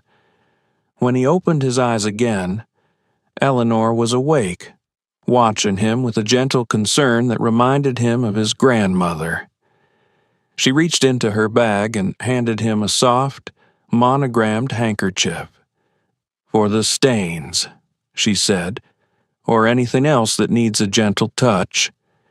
Jordan accepted it with a grateful smile. He carefully dabbed the last traces of juice from his sleeve and, almost unconsciously, tucked the handkerchief into his breast pocket. As meal service returned, Chris and Guyan arrived with a tray. This time, there was no hesitation. He knelt beside Jordan's seat, his voice quiet enough that only they could hear. "I want you to know, we've documented everything, not just me, but others too. This won't get buried." Jordan nodded, feeling a rush of gratitude and a sense of camaraderie that was rare between passengers and crew. "Thank you, Chris," he said softly. Chris stood and continued down the aisle. Alan Stone cleared his throat, as if debating whether to say something, but finally settled for a simple nod. Jessica Lee, bolder now, leaned over the aisle. "You're stronger than you know," she said. "It's easy to stay silent. Not many people make the world stop to pay attention." Jordan met her gaze, and for a moment, the awkwardness dissolved into understanding.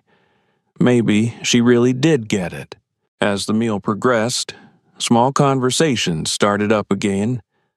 Passengers spoke more softly, more thoughtfully, often glancing Jordan's way as if measuring their words. Jordan overheard Alan explaining to his wife that sometimes justice was slow, but today it had moved faster than usual. He wondered if Alan had ever thought about these things before, or if today was the first time. Eleanor tapped her fork against her plate and smiled.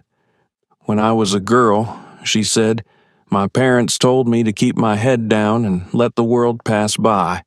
But you made the world stop. That's something to be proud of." Jordan felt a blush rising in his cheeks, but also a new steadiness. It wasn't the pride of proving someone wrong, but of having stood up for himself, however quietly. The hours passed slowly, night deepening outside. Jordan tried to write in his notebook, but the words came out jumbled, his thoughts scattered. At one point, he found himself scribbling lines in the margins I wanted to disappear, but the world wouldn't let me. Now, the world can't unsee me. He stared at the sentence, unsure if it was about him or about everyone on the flight. Halfway through the night, the captain's voice came over the intercom, softer and more human than before. "Ladies and gentlemen, thank you for your patience today. We know it has been an unusual journey.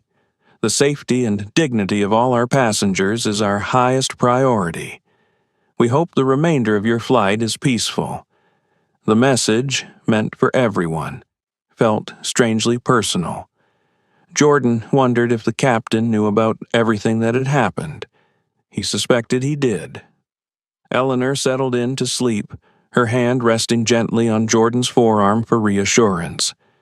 Jordan leaned back and closed his eyes, letting the drone of the engines lull him in that liminal space between wakefulness and dreaming.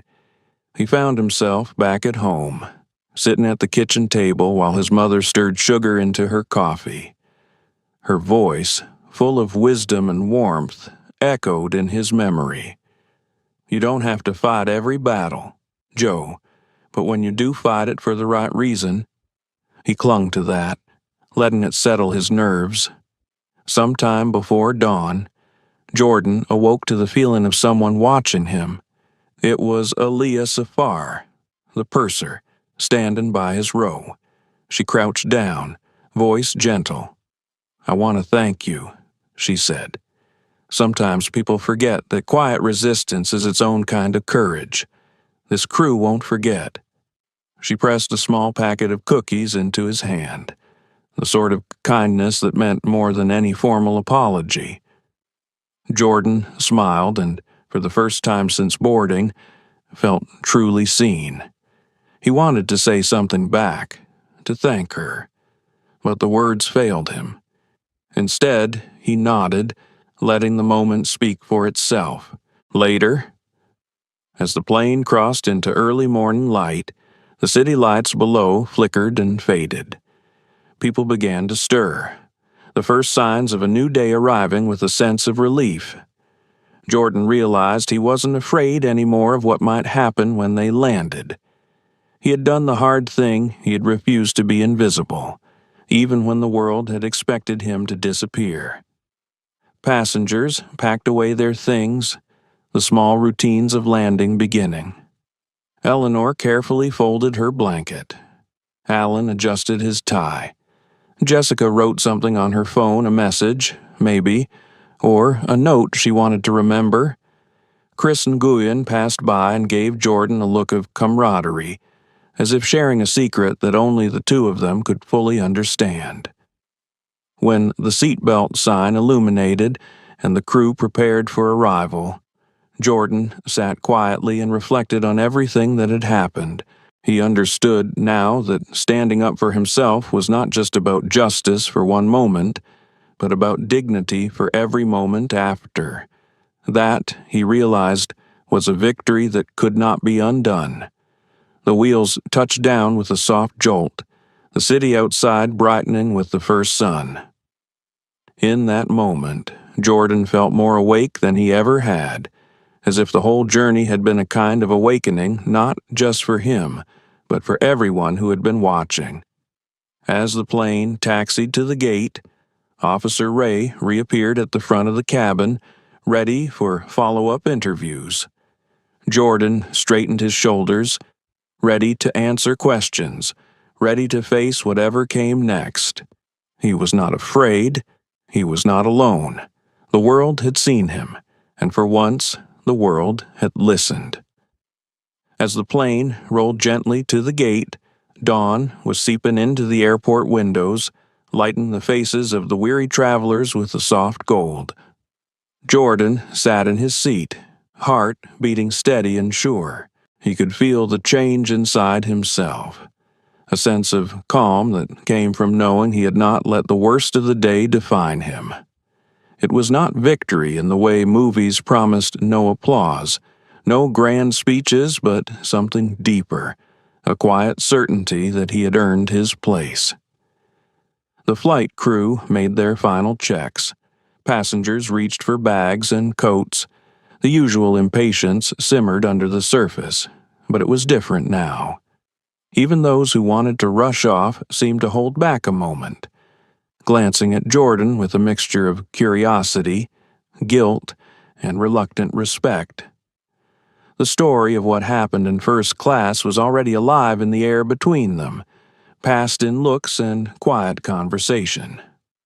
Officer Ray moved efficiently through the cabin, clipboard in hand. She met Jordan's eyes with a reassuring nod and leaned in. "We'll ask you to remain seated when others disembark. Mr. Ellis, we have just a few follow-up questions. You're not in trouble." Jordan nodded, feeling a quiet relief at her steady presence. He did not want attention, but he was no longer afraid of being seen. Chris Nguyen. Sleeves rolled to his elbows now, stopped by Jordan's row one last time. His voice was gentle. "I'll be at the front if you need anything. Thank you for trusting us." Jordan managed a small, grateful smile. It was all he could give after a night that felt endless. Passengers began to rise and gather their things. Some paused near Jordan's seat, unsure if they should speak. Alan Stone, always the businessman, stopped and placed a card on Jordan's tray. "If you ever want an internship at the firm, just say the word. You're the kind of person I'd want on my team." Jordan accepted it, both surprised and touched. Jessica Lee leaned over the aisle, her eyes sincere. "Take care of yourself." Jordan, "The world needs people like you. People who remind us what matters." Jordan nodded, tucking the memory away, letting it settle beside the ache of everything else. Eleanor Page, moving slowly but with purpose, put her hand gently on Jordan's arm. "My grandchildren will hear about you," she said softly. "Not the scandal, but your steadiness. You made the world pause and pay attention. That's rare." Jordan's throat tightened with emotion, but all he could say was, "Thank you for seeing me." One by one, the passengers filed past. A mother with her daughter stopped to hand Jordan a small, folded piece of paper. "Thank you," the mother whispered. "My little girl was watching." The note was simple. "You are brave." Jordan kept it folded in his palm like a secret talisman. As the cabin emptied, "Ms. Sloane appeared from the galley. Her eyes were tired, her voice no longer carrying the brittle tone of command. She stopped at Jordan's row, searching his face for forgiveness she was too afraid to ask for. Jordan looked at her, not with anger, but with the quiet strength of someone who had found his own dignity. "Ms." Sloane spoke at last, her words fragile. "I'm sorry for what I did, for what I assumed. I will remember this." She waited, uncertain, but Jordan only nodded. He didn't need to offer more. The lesson was not his to teach anymore. Aliyah Safar, standing near the door, offered Jordan a subtle nod of approval. She had seen everything, had made her own report, and now stood as both witness and ally. Chris and Nguyen gave a last thumbs up from the galley, a silent encouragement that warmed Jordan more than he expected. Finally, only the crew, Officer Ray, and Jordan remained. The airport was waking up beyond the glass, vehicles blinking across the tarmac, morning crews preparing for the next journey. The world outside felt bigger and brighter than it had the day before. Officer Ray took the seat across the aisle, flipping open her notepad. "Thank you for your patience. Jordan, we'll keep this brief." She asked him to retell his story, to clarify the sequence, to describe how he felt and what he saw. Jordan spoke plainly, his words now sure and steady. He did not embellish, he did not accuse. He simply told the truth about the juice, the silence, the coldness in Ms. Sloane's eyes, and the small acts of kindness from Eleanor, Chris, and Aliyah. Ray wrote quietly, then closed her notebook and smiled. "We're making a formal report to the airline and the FAA. The process will be transparent. You may be asked for follow-up. Do you have someone meeting you?" "My godfather," Jordan replied, "Dr. Samuel Carter." Ray nodded with recognition. "Good. He's already been briefed." She paused, her face softening. "What you did mattered, Jordan. Not just for you, but for everyone who will sit where you sat. Remember that." Jordan let those words settle. They were heavy but comforting, like a blanket after a long journey. As the gate door finally opened, the last of the cleaning crew began to board. Jordan gathered his bag, carefully placing his notebook and the folded notes inside. He stood up, feeling taller than when he'd boarded. The empty rows were like witnesses to everything that had passed.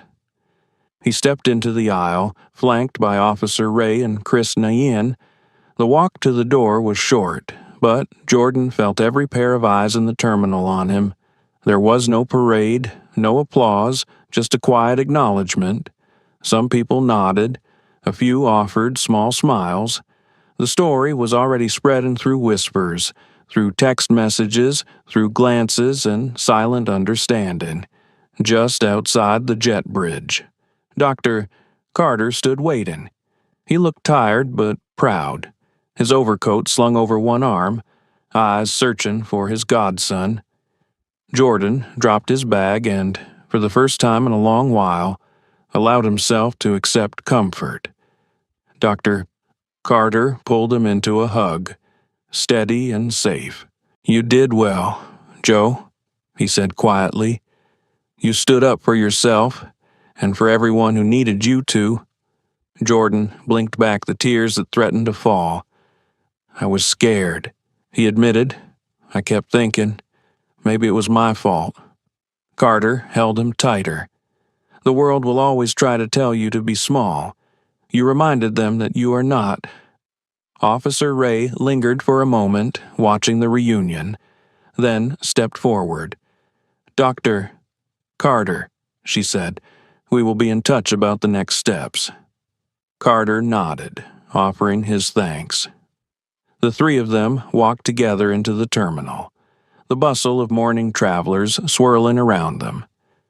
Jordan felt the exhaustion of the night settle into his bones. but also a lightness, as if a heavy stone had finally been lifted. He had survived the longest flight of his life and had found not just justice, but a new sense of belonging. As they made their way toward baggage claim, Carter handed Jordan a cup of coffee. "You know what happens next?" Jordan shook his head. Carter smiled. "You rest. You let the world catch up to you. And then, if you're ready, you tell your story not because you have to, but because it will help others find their own voice." Jordan nodded, sipping the coffee, letting the warmth fill the space the cold had left behind. The airport around them was coming alive, sunlight flooding the windows, a new day beginning. Jordan looked at his godfather, then at Officer Ray, and finally at the crowds moving past. He realized the story wasn't over. It had just landed. That afternoon, after the airport's morning rush faded and the world outside had brightened into a clear day, Jordan found himself sitting in a quiet waiting area with Dr. Carter. The hum of travelers faded to background noise. For the first time in hours, Jordan felt the world slow down enough for him to take a real breath. He sipped his coffee, feeling the heat soothe his sore throat. Dr. Carter sat beside him, scrolling through his phone, occasionally nodding as if confirming something important.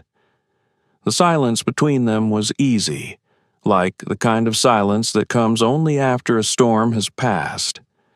Jordan watched the parade of people moving through the terminal families. Business travelers, airport workers, and wondered if anyone could guess the story he carried inside. Soon, Dr.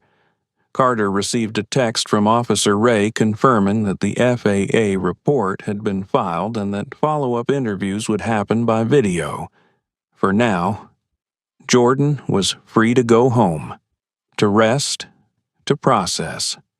But already the incident was beginning to ripple outward. Carter showed Jordan a few headlines already popping up on news sites: Teens Quiet Resistance Grounds Plane, Sparks National Conversation, Airline Faces Scrutiny After Onboard Bias Complaint. One blog post simply read, "He never raised his voice, but the world heard him anyway." Jordan blinked in disbelief. He hadn't posted a thing. He didn't have social media. Not really. He'd only sent one message, told one trusted adult, and now the whole country seemed to be listening. He glanced at Dr. Carter, unsure whether to feel proud or anxious. Carter gave him a knowing smile. "When you tell the truth, Joe, it moves farther than you think. You can't always control where it goes, but you can be proud you started it." Jordan nodded, remembering the flood of emotions on the plane: fear, embarrassment, determination, relief. It all felt far away now, like he was watching his own life through a window, but he could not deny how changed he felt inside. There was no way back to being invisible. They made their way through the terminal, collecting Jordan's small suitcase and weaving through the crowds. A few people seemed to recognize him, whispering as he passed. Some just offered kind smiles or nods. No one asked for a photo. No one shoved a microphone in his face. It was not fame, just a kind of visibility he'd never known. Outside, the air was cool and clear. Carter's car was waiting. As they drove through the city toward home, Jordan stared out the window, letting the blur of buildings and people flow by. He saw the world differently. Now every crowd, every line, every face seemed filled with their own stories of being seen or overlooked, included or erased. As they neared home, Dr. Carter finally spoke. "You know, Joe, the hardest part of being visible is realizing how many people have never had that chance. Your story will give them permission to stand up, too." You don't owe anyone your story, but you can choose to use it for good." Jordan nodded, but inside, he still struggled. He thought about all the times he'd chosen to let things go, the small slights, the averted eyes, the shrugged apologies that were never given. He wondered if speaking out had been selfish or if it really was the only way to break the cycle. He worried about Ms. Sloane, about whether she would lose her job, whether this moment would become the only thing people remembered about her. Did she deserve redemption? Wasn't that, too, part of dignity? That evening, after a long nap and a hot shower, Jordan sat in his room, his phone buzzing with messages from classmates and relatives. Some had seen the headlines, some just wanted to check in. His mother came home with a hug and a warm meal. She listened quietly as Jordan told the story, not just the facts, but the feelings, the things that never make the news. She didn't interrupt. When he finished, she simply said, "I am proud of you. Not because you made news, but because you made yourself heard." That night, the airline issued its first formal statement. It was posted online, and Dr. Carter read it aloud to Jordan. "We acknowledge a serious incident aboard Astra Fly 3398, in which a young passenger was subjected to inappropriate and dismissive treatment by a member of our crew. We are cooperating fully with federal authorities and have placed the crew member on administrative leave pending a full investigation. We apologize unreservedly to Mr. Ellis and his family. This event has prompted immediate review of our policies and training. We are committed to ensuring dignity and respect for every passenger." It was, Jordan thought, the kind of apology that came only when the world was watching. But it was something, and maybe, he hoped, it would be the start of real change. The next day, Dr. Carter's phone rang with an invitation for Jordan to speak privately, via video, with the airline's executive team. Jordan hesitated, nervous. What would he say to the people in charge? Would they really listen? Carter encouraged him. "Just tell your truth. You don't owe them a speech. You only owe yourself honesty." During the call, Jordan recounted what happened, just as he had to Officer Ray. He focused on the small things, the feeling of being ignored, the lack of apology, the way kindness from strangers had helped him feel less alone. The executives listened, some of their faces drawn and thoughtful, some defensive. But as Jordan finished, one of them, a woman with gray hair and kind eyes, thanked him.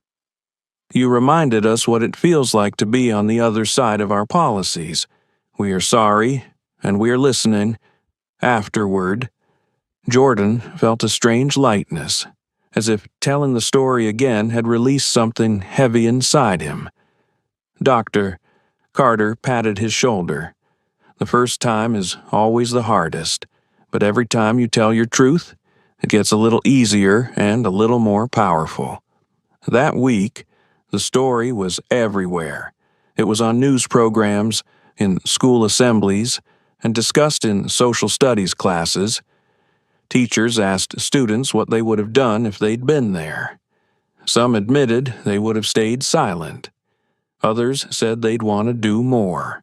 At Jordan's own school, the principal called an assembly.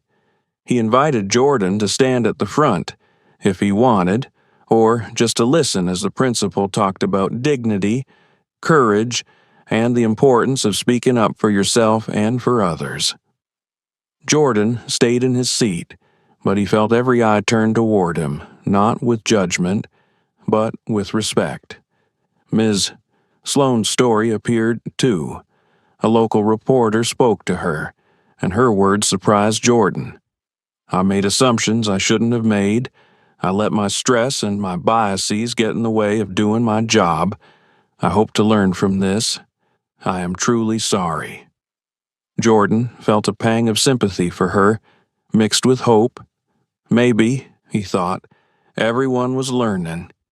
One evening, Jordan received a letter from a student across the country. "You made me feel like maybe I belong too. Thank you for not disappearing." Jordan held the letter for a long time, thinking about what it meant to be visible in a world that sometimes wants to look away. He realized that being seen was a responsibility, but it was also a gift, a chance to make the world pause and pay attention to what really matters. He sat down at his desk, opened his notebook, and wrote a line he wanted to remember. "Courage is the moment you stop asking for permission to be yourself." He smiled, knowing that even if he never boarded another plane, the journey would stay with him. He closed the notebook, letting the quiet of the evening fill his room, and knew the ripples would keep moving far beyond anything he could see. The days after the flight were quieter, but Jordan could feel the echoes everywhere he went. School resumed and the routines returned: late bells, rushed homework, cafeteria chatter. But something had changed, both in him and in the world around him. He moved through the halls with a new sense of awareness. Some students avoided his eyes, others nodded with respect, and a few even reached out to say they had followed the story online. His teachers seemed more attentive, and a few classmates confided in him about times they, too, had felt unseen or out of place. Dr. Carter checked in every afternoon, sometimes with a simple text, "You okay, Joe," and sometimes in person, bringing sandwiches and a steady, grounding presence. Jordan's mother, Nadine, had become a little more protective, but she also watched him with pride, careful to give him space to process it all on his own terms. At first, Jordan thought he could return to being just another student, blending back into the background, but it was impossible to go back to what he was before. The events on that flight and the days that followed had carved out a new part of him, a part that refused to shrink or apologize for existing. A week after the flight, the school principal announced that Jordan had been selected to represent the district at the upcoming National Youth Leadership Summit. The application had been sent in months ago, long before any of this happened. But now the invitation felt like an affirmation that he had something important to share. One morning, as he walked into the library, Jordan was greeted by a display news clippings, quotes from his story, and a photo of him boarding the plane, backpack slung over one shoulder, head held high. The caption beneath read, "Courage doesn't always roar. Sometimes it sits quietly in seat 2A. Jordan stopped in front of the display, heart pounding. He remembered the fear he had felt in that seat, the helplessness and the determination that had risen up when he realized he could not just let it go. He wondered how many other kids had sat in their own version of seat 2A, feeling the same mix of hope and isolation.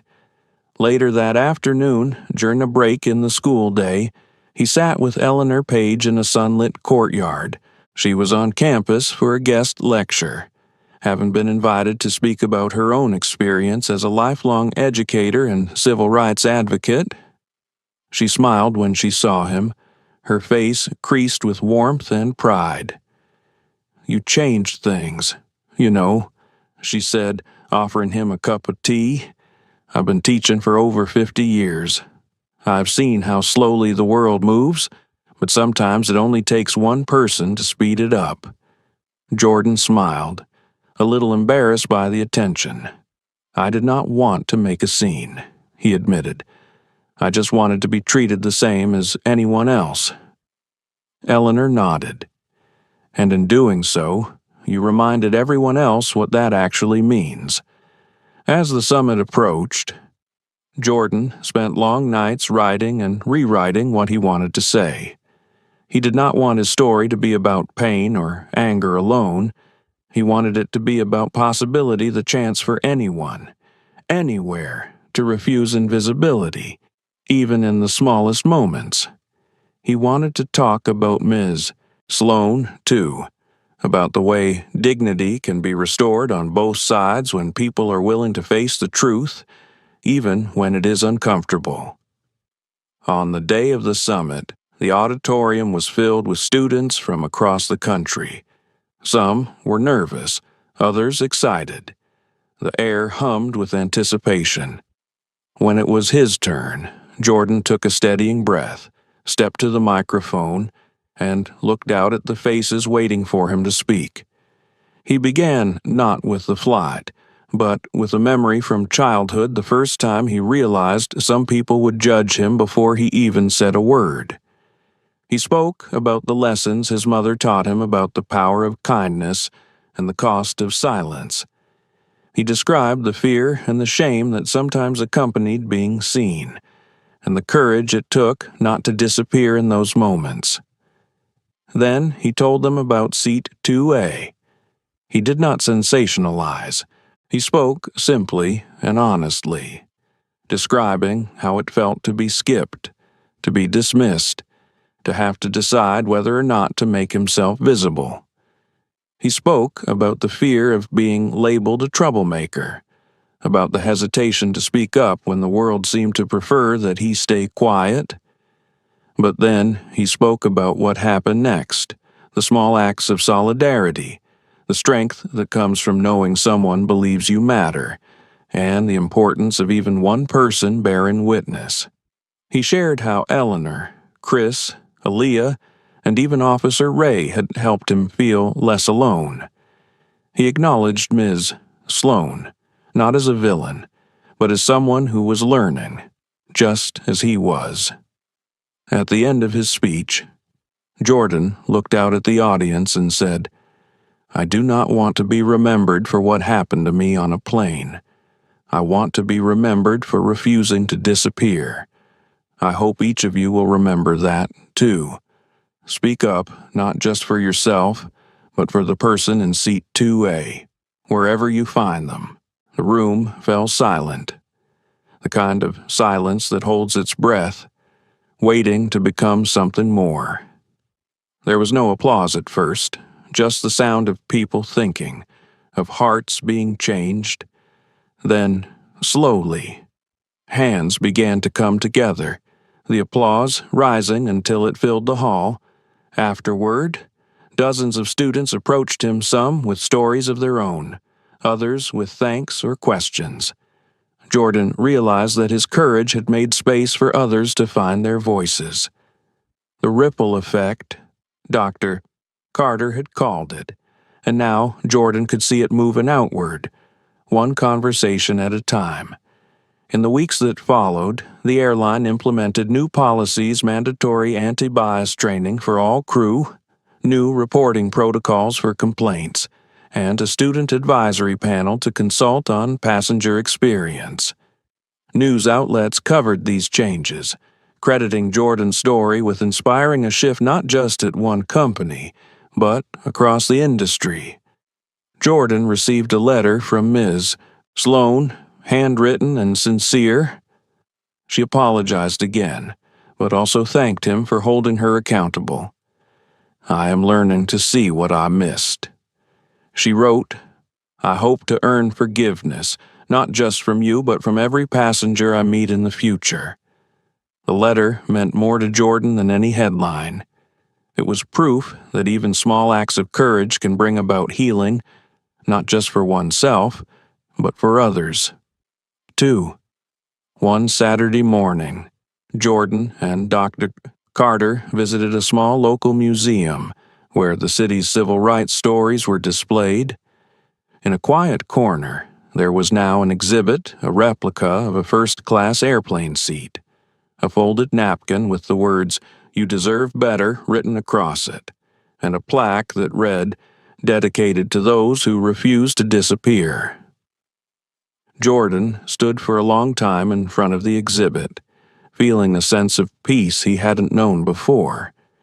He thought about all the moments that brought him here, the doubt, the fear, the choice to be seen. Dr. Carter stood beside him, hand resting on Jordan's shoulder.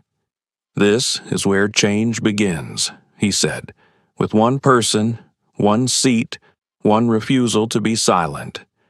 Jordan smiled, knowing he would carry the lesson of Seat 2A with him wherever he went, in every room, on every journey, and wherever he saw someone overlooked or made to feel small, he would remember to speak up, to make space, and to honor the quiet, unyielding courage it takes to be seen.